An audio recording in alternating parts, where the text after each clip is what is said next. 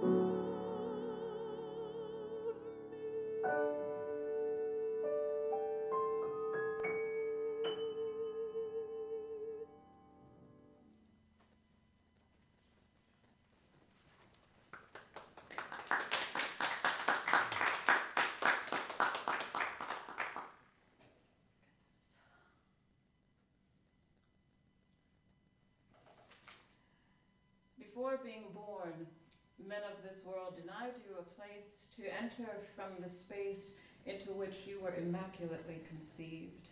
That woman's womb already claimed a body ready to evict you. Never was there so innocent a threat as a love so fierce it could change the world. And that is a Black woman's rage, for which there still is no room, and nobody knows but Jesus. Probably most of us, well, we all have our personal definitions of what it is to love and to be loved. To me, it means to be fully seen and to fully see someone mutually aware of our ineffable connection. Black women have had to see the world very clearly in order to survive it. A world which has hardly made room for our humanity, much less invited us fully into itself. And I believe that, I wrote some of this in scribbled, and I'm like, Shana, what did you say? But that conduit of connection is what I said, needs to open more in order for any of us to fully see and love one another and ourselves.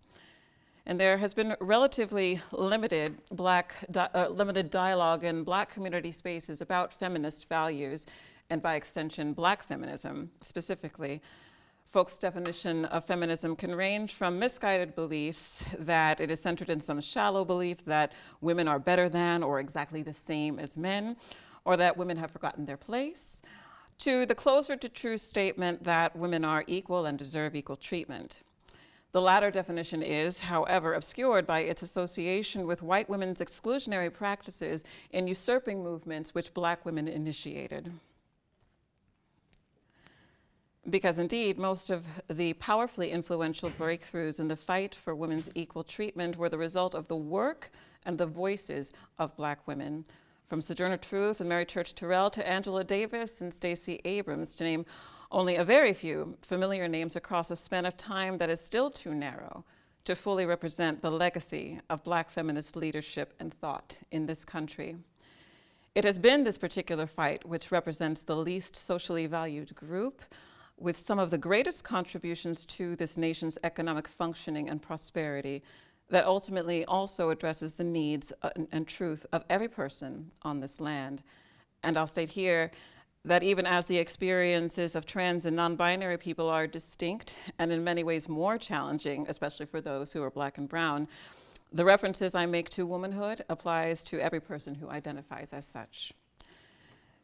The work that Black women did, rearing children who were expected to contribute to a workforce, sustaining, upholding their communities to survive the tyranny of white supremacy and thrive in creating an identity of humanity that had been denied to us, would often surpass the demands of any man. The unique ministry of the Black woman, characterized by the excluding us from the misogynist constructs of what defined femininity, mixed with her role in serving the needs of her own community, which was really her nuclear family, has made us remarkable vessels of the layers of humanity that white supremacist patriarchy has denied to everyone. The fruits of mind, body, and spirit, born of desolation, this is what Black feminism represents, insisting that our collective existence is interdependent, and that means every aspect of our needs and desires is essential to our mutual well-being. And now we, of course, are gathered here because we collectively value the voices of African descendants in America in every aspect, and because we all take joy in the beauty of listening to, performing, and creating art song. What I posit in this presentation is that this aspect of humanity embodied in the specific experience of Black women over generations has been expressed through musical composition and poetic text across intersecting identities. And it is my belief that this intersectionality of thought regarding the essence of femininity, which is manifest in all of us on our various points on the gender spectrum, is a truth for which our society is especially hungry at this moment in time. Sharing and creating art song more broadly that speaks to this beyond the mere recognition that, hey, Black women have been doing things. This is, will not only serve as a beacon for more people to have the opportunity to appreciate the richness of African American art song, but also invite us to recognize more deeply the work that needs to be done in our society and our shared value system in order for us to collectively evolve and conquer the barriers to equality, justice, and freedom that every soul desires. The repertoire that I've selected for discussion and performance can hardly be considered an exhaustive list of every piece that would have qualified for each of the categories that follows. Nonetheless, it is my hope that their examination will inspire a similar process of musicological analysis for those familiar with other works which also reflect these perspectives.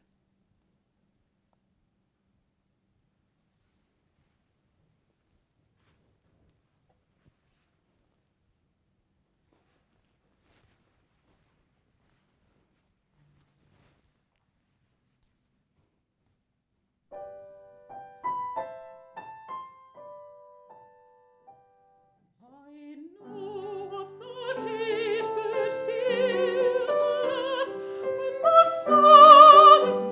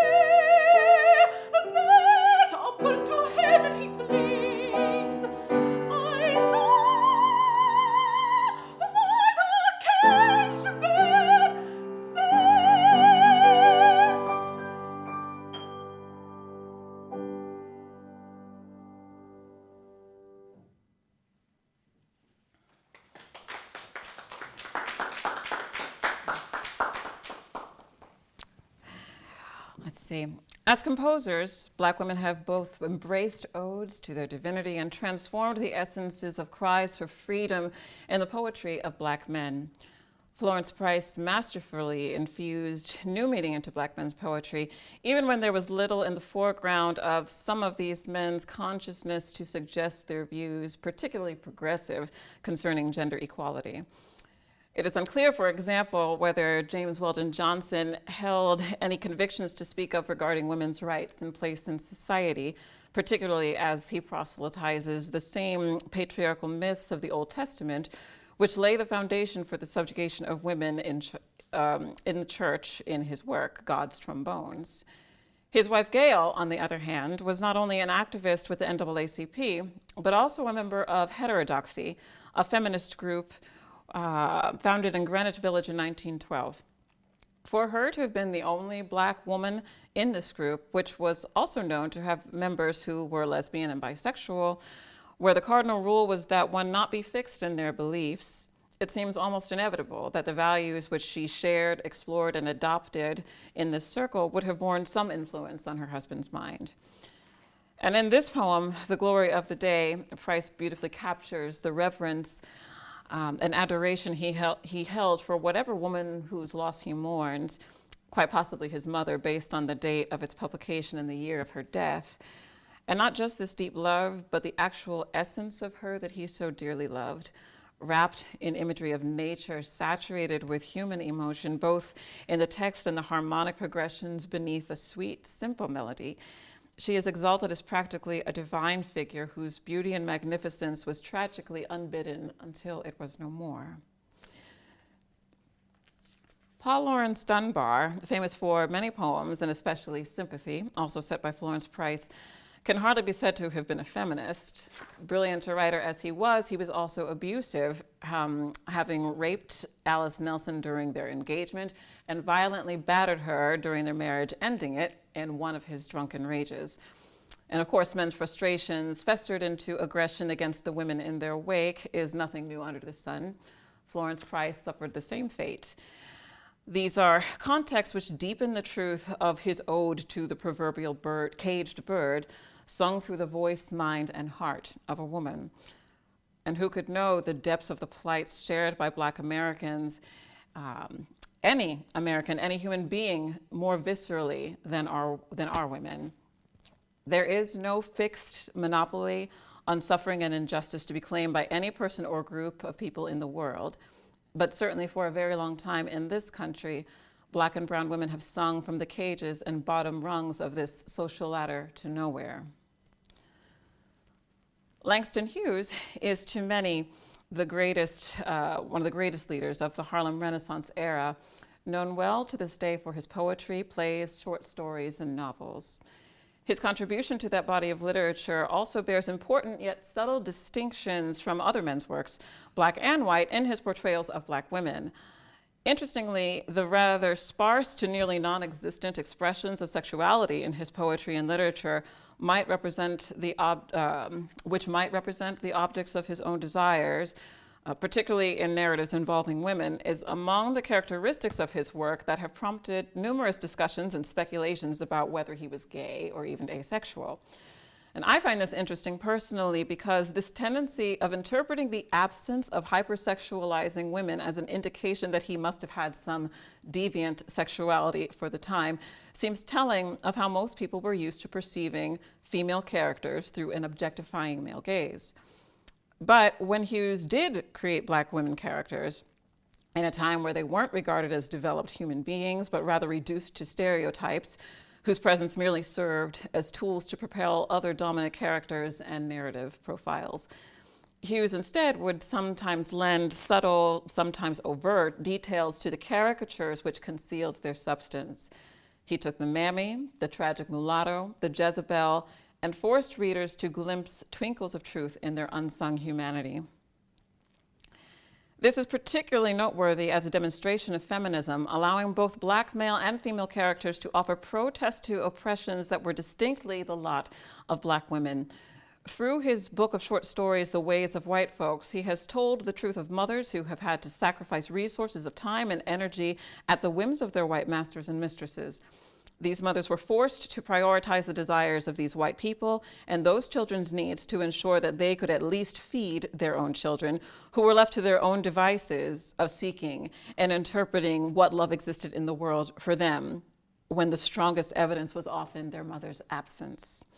He tells of the women who were born products of their mother's rape, and were both alienated from their Black family roots and ostracized from white society, except to satiate the carnal desires of their masters and employers. And where whites would project their fear of women's sexuality in general, combined with their collective repressed sexual desires, distorted into violent lust onto Black women by deeming them hypersexual, especially if their own desires were clearly manifest and not laid to the submission of their masters, Hughes' character would declare, even at the risk of her own peril, that she could not be owned. And William Warren Curry does the same in his poem, No Images, set to music by Dorothy Rudd Moore.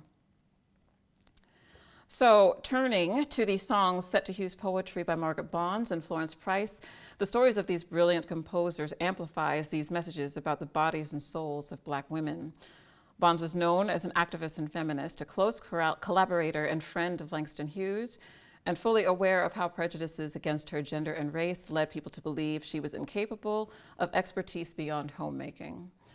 She also composed numerous works which spoke to the struggle Black Americans suffered in the United States, composing other songs set to Hughes's famous poems of protest, as well as symphonic works to honor the strides of the Black community and their rightful place at America's imaginary freedom table, that it might one day be something we could all believe to be real. Dream Variations, the second of four songs in the cycle, the second of 3 songs in the cycle, 3 Dream Portraits, is a beautiful example of this ideal in its rare alchemy of a Black man and a woman's mutual contribution to Black feminist thought. The song was dedicated to soprano Adele Addison, with an iridescent quality of harmonies with her use of a Lydian-like mode that sets a scene of tranquil isolation, a safe and sacred space for her spirit. As Bonds sings Dream Variations through the voice of her own musical creativity, where she is liberated, the freedom to move joyfully through the world at the end of the quick white day, we know not only the constraints to which Black queer men were beholden, we must also consider those constraints specific to Black women who might like to walk with God in the living beauty of night. Florence Price, also one of Bonds' instructors at the Coleridge Taylor Music School, wasn't exactly characterized as an activist or feminist in the same way, but she was every bit as aware of how she was judged on her race and her gender, and it is known to also have demanded that the work she did, not her anatomy and prejudiced interpretations of it, speak to her musicianship. Song to the Dark Virgin, some would say, departs a bit from Hughes's poetic style, abandoning his brilliant use of common street talk in the vernacular for this Elizabethan English to express his worshipful adoration for this unnamed Dark One. And there is no verbiage extending beyond our cultural associations with the term virgin, which necessarily indicates the gender of the Dark One to whom Hughes dedicates this poem. But man, woman, or the Virgin Mary, that the music would come from a woman whose personhood is perpetually obliterated through false, shallow narratives, denying her claims to womanhood and femininity reserved to her, for her white counterparts. Whatever the gender of the singing voice, the Black woman is necessarily exalted to the divinity from which we are all conceived.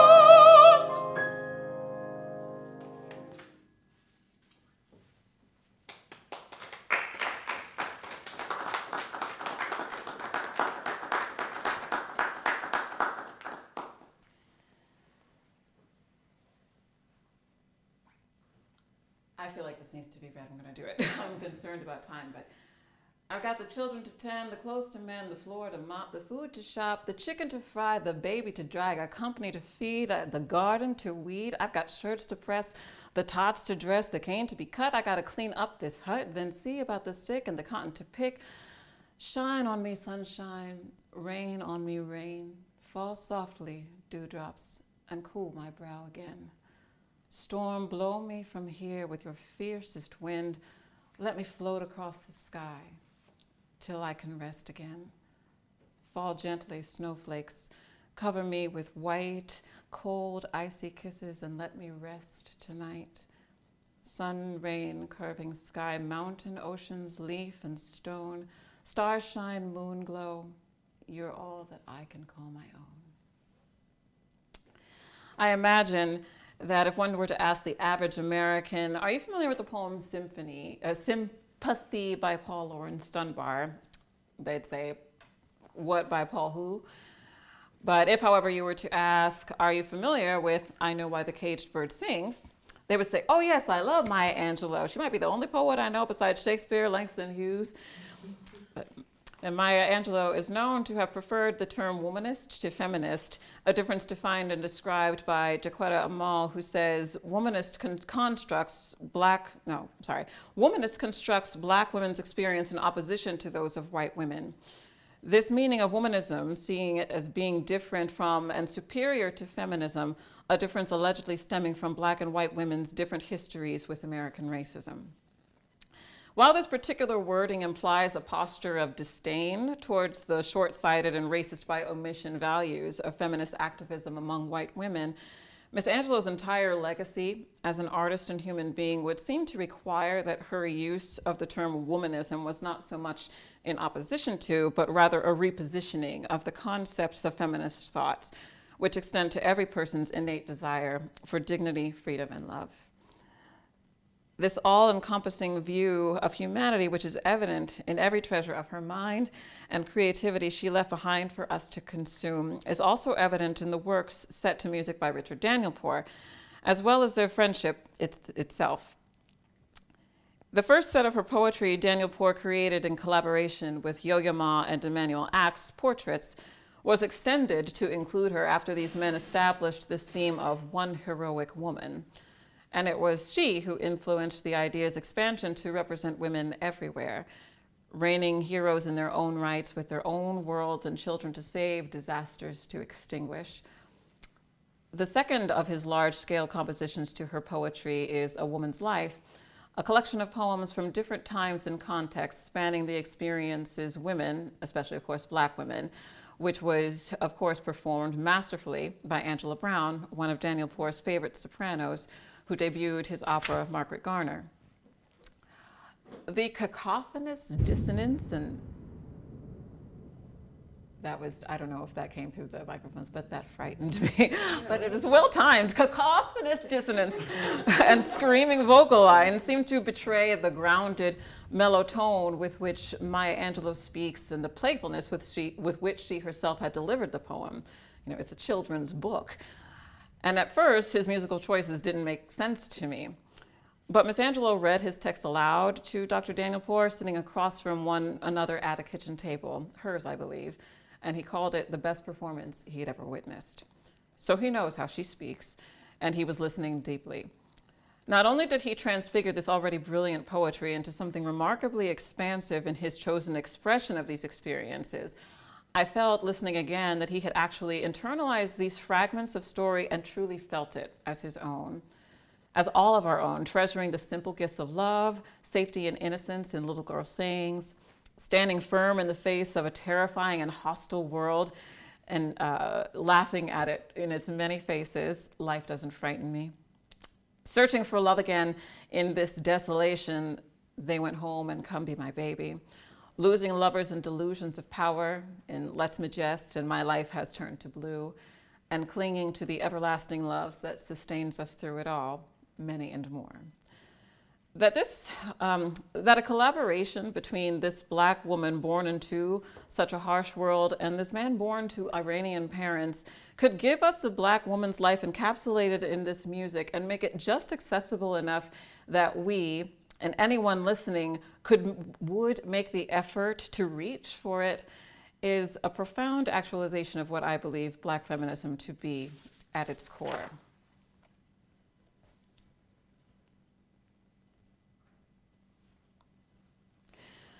Marie Evans, born in Toledo, Ohio in 1923, was a writer, an activist, a musician, and absolutely a Black feminist. She was a major contributor to the Black arts movement in the 1960s and 70s, breaking into its forefront by '68 when she produced and narrated the television program The Black Experience, airing through 1972. Wendell Logan set her texts, Marrow of My Bone, paired with If There Be Sorrow, as a soprano baritone song cycle, Ice and Fire. And though the poems themselves are actually presented in opposite order, Marrow of My Bone, the fire in this duo, is arguably the most explicitly sensual song in art song literature, and unequivocally representing a woman's sexuality in its explicitness. Especially in a culture dominated by Western European social constructs and values, we are inundated with narratives of women being the object of desire. But how often does our repertoire of stories give women the voice to be the verb, the right to have the desire and express it? This intensely evocative text and music is rarely performed, and I've only managed to come upon one existing recording, which I don't think is merely my imagination, and seeing how it speaks to the limits that respectability politics has imposed on the feminine identity. Even as much as women's bodies are still habitually objectified for the male gaze, we see that when it's presented to be served rather than of service, this particular emotional nakedness seems indecent. But should we make room in ourselves to accept the whole of the Black woman in the rich, sacred space of her sexuality as she experiences, defines, and expresses it, every human being will almost inevitably be renewed.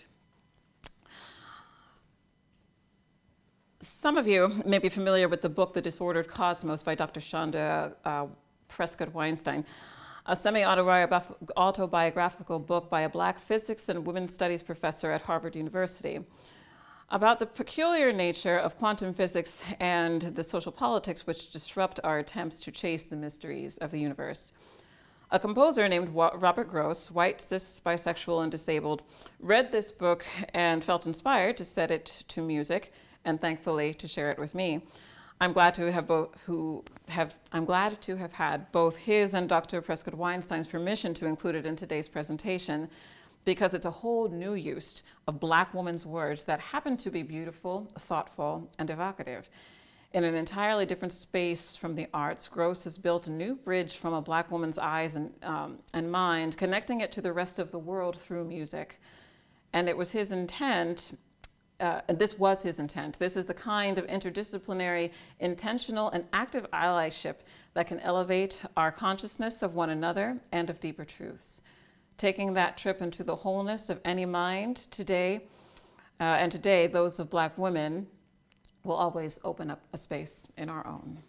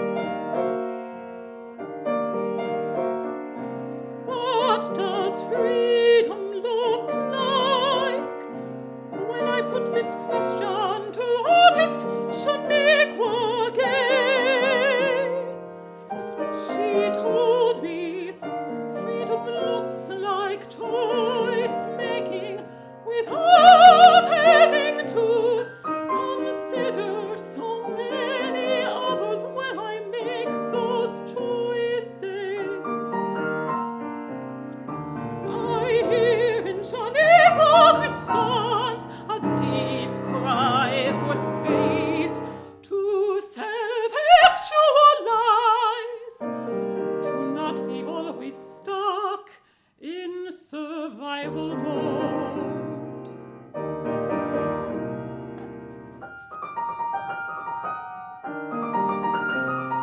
A sketch of Shana was painting.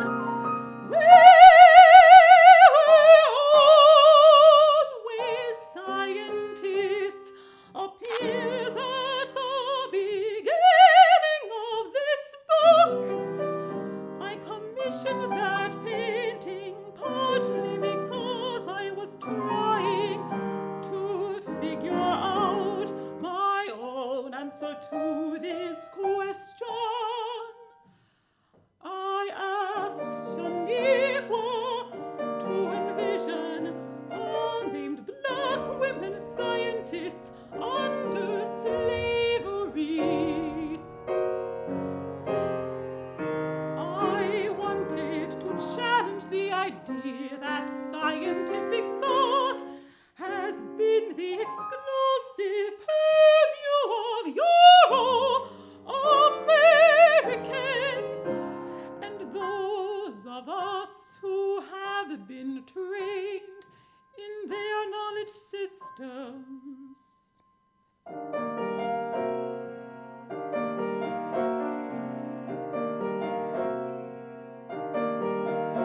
I also wanted something to remind myself that I belonged in my physics department office, and to remind myself that even in the worst conditions, black women have looked up at the night sky and wondered.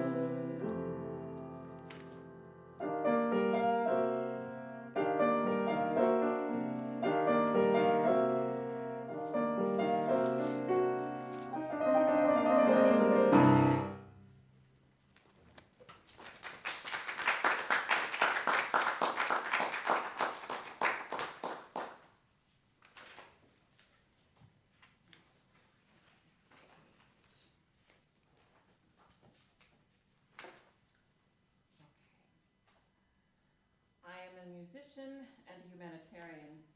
People don't really think that a woman can compete in this field. Women are expected to be wives, mothers, and do all the nasty things in the community. Oh, I do them. And if a woman is cursed with talent too, then she keeps apologizing for it. These are the words of Margaret Bonds, spoken in an interview given in 1964.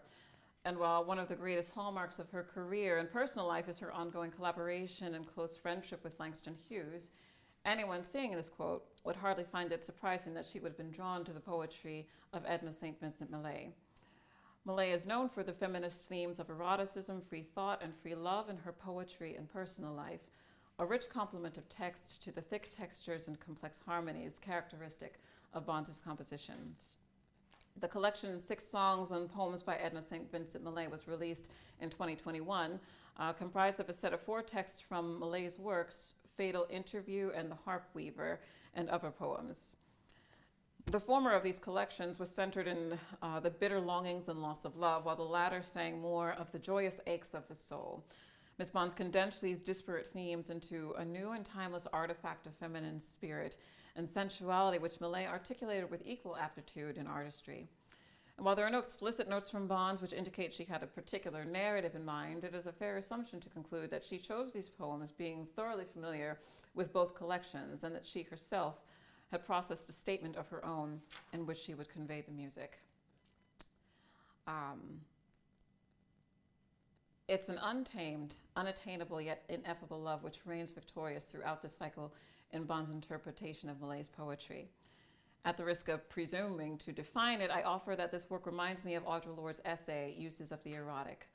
Lorde defines the erotic as a resource within each of us that lies in a deeply female and spiritual plane, firmly rooted of our own expressed and unrecognized feeling. The erotic is a measure between the beginnings of our sense of self and the chaos of our strongest feelings. It is an internal sense of satisfaction to which, once we have experienced it, we know we can aspire. for having experienced the fullness of this depth and of feeling and recognizing its power. In honor and self-respect, we can require no less of ourselves. And I have more things, so yes.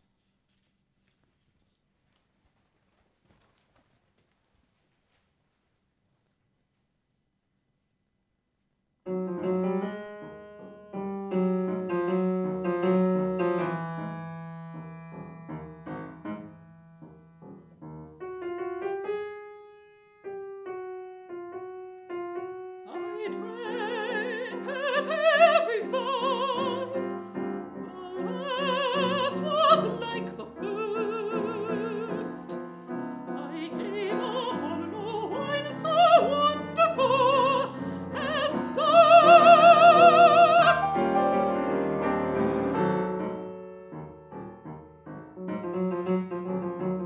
I nodded every root. I ate of every plant. I came upon no fruit so wonderful as want. Feed the grape and the bean to the winter and Monday. I lie down and lean with my thirst and my hunger.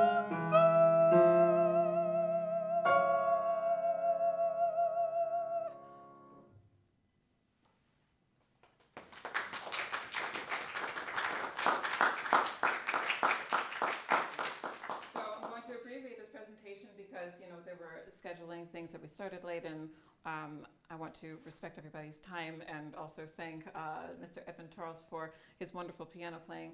And I'm going to turn space over for the section of Jasmine's reflections and her pieces, and just let you know that this full presentation will be made again in March of 2023, supported by Kappa, who also helped in sponsoring this presentation. So I thank you for your presence and for your shared musicianship and artistry.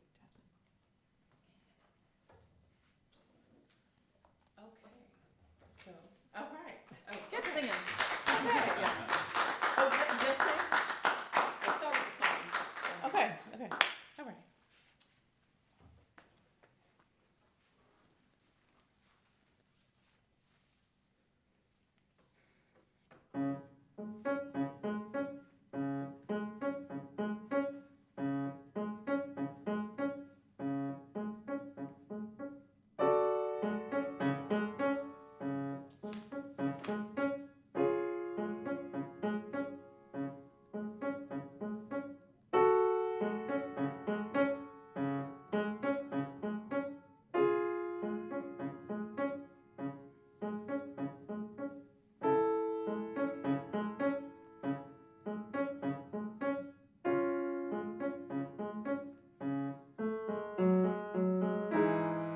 She is home.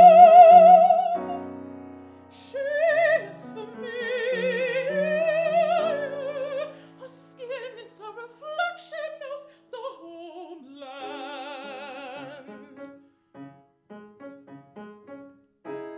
Brown like the soil, brown like the clay, brown like the earth, but much richer, much richer. Her presence is the essence. You come when you have gone, when you wandered so far from home.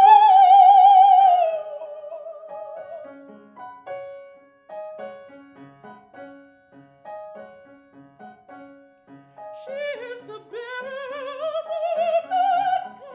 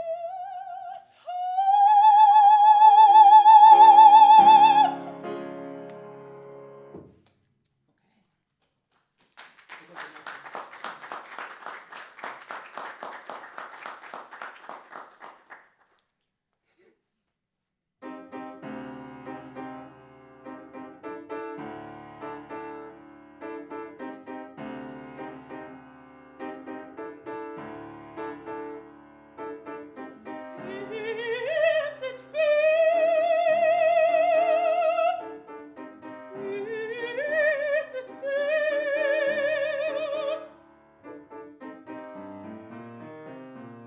Is it fair that the lack of fair skin defines the way she navigates through life? Is it fair?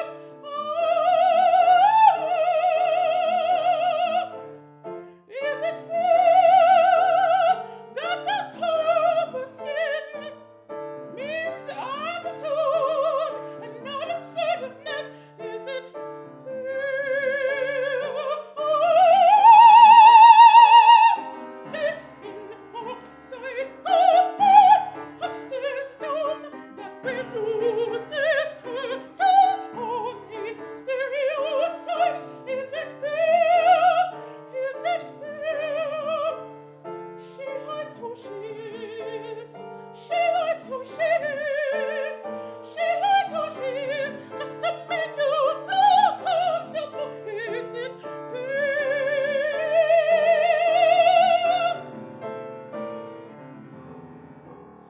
Is it fair?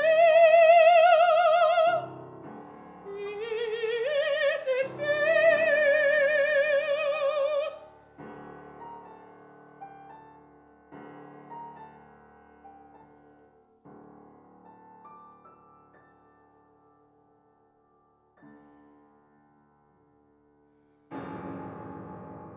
No, it isn't.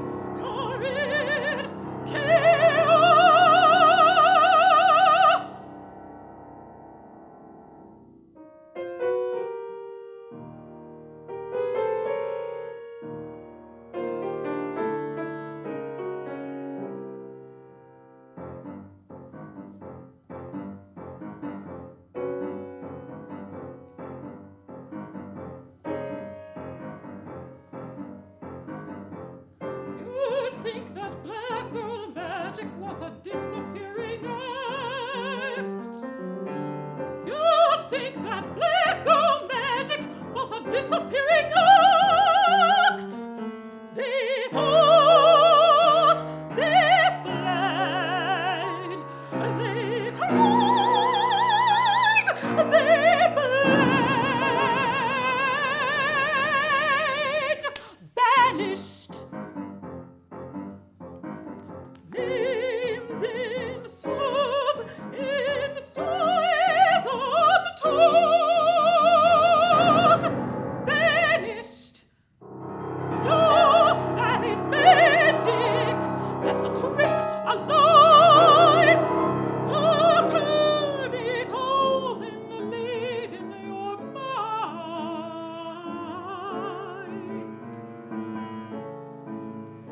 That curvy coffin laid in your mind. That named us Mammy, Jezebel, and crowned us with her queens. Buried alive in the ashes of men, watered with tears again and again.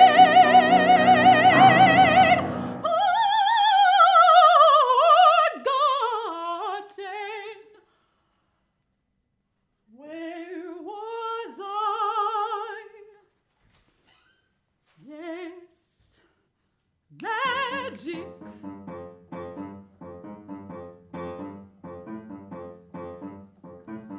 This is the craft of our intellect. Open your eyes and they'll reflect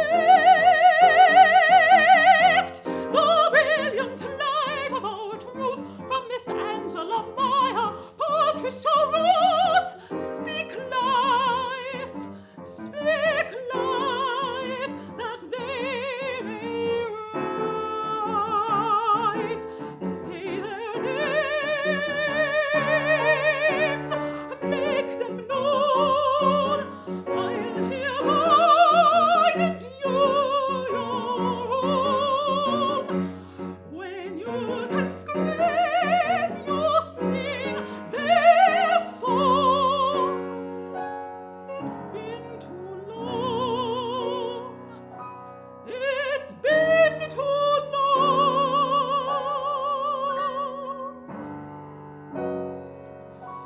Sailors, Saturday, Emiliani, Bello, and Gary, Erica.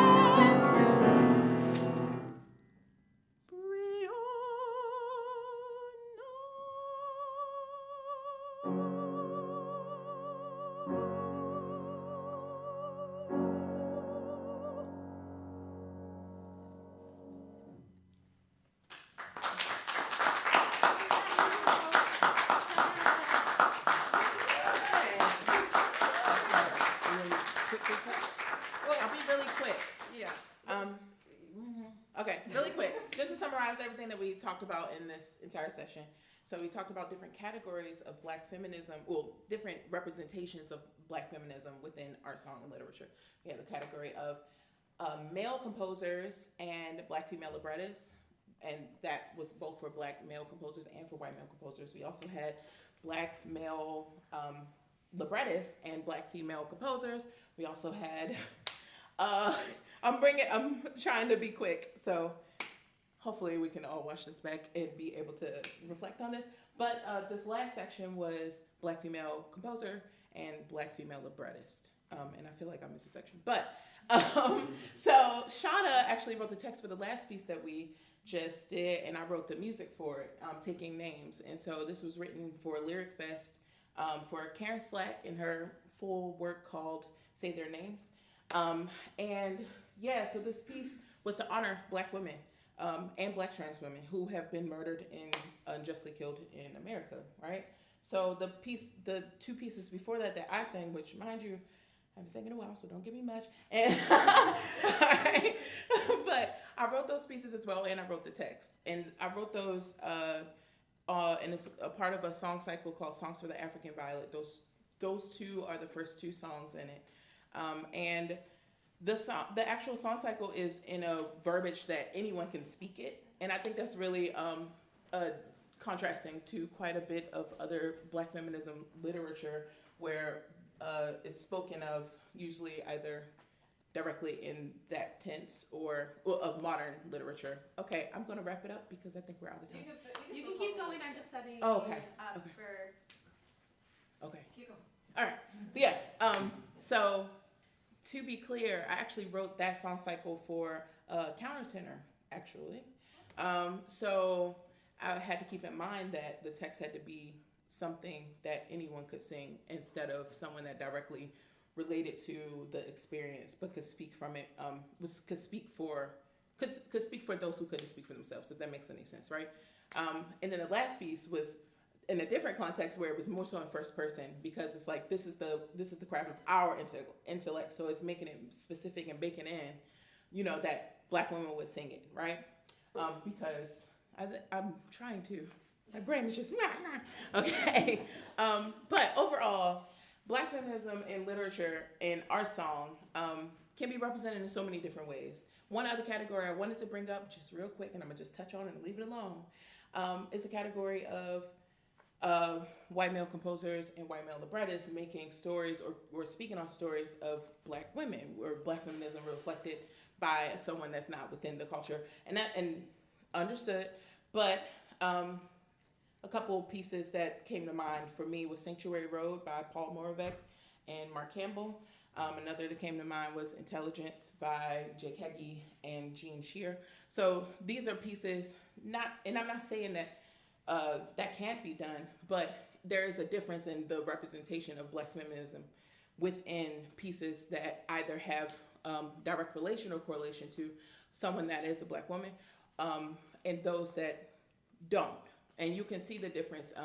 Also, you can easily search certain contexts of things, but you can't always search for things with Black feminist Black women poets as easily, or it's not as accessible. So our hope is to work towards that. And really quickly, before she got this, we were talking, we worked together, we did taking names together as that, and I think a point that I'm certainly not afraid to say out loud is that when you've got, it's fine for us to integrate other people's stories into our own awareness and all of that stuff, and to create art that allows that to proliferate and educate other people.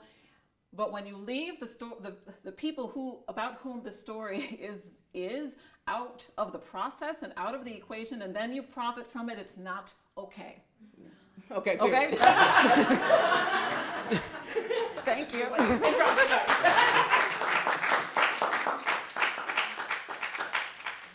I'm sorry for speed talking, but thank y'all so much for coming.